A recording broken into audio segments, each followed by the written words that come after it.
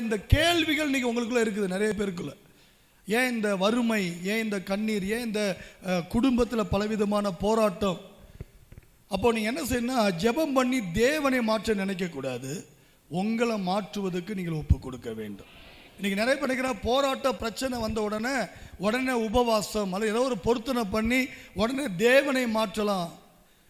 இயேசு கிறிஸ்து நேற்றும் இன்றும் என்றும் அவர் ஒருபோதும் மாறவே மாட்டார். உங்களுடைய மனது என்ன சொல்லணும்னாக்கா, தேவனை நான் ஒருபோதும் மாற்ற முடியாது, வேத வசனத்தை மாற்ற முடியாது. ஆண்டு சொல்கிற இந்த வசனத்தில் ஒரு எழுத்து கூட்டவும் கூடாது, குறைக்கவும் கூடாது. அதனால தான் வசனத்தை நம்ம வசனமாக சொல்கிறோம்.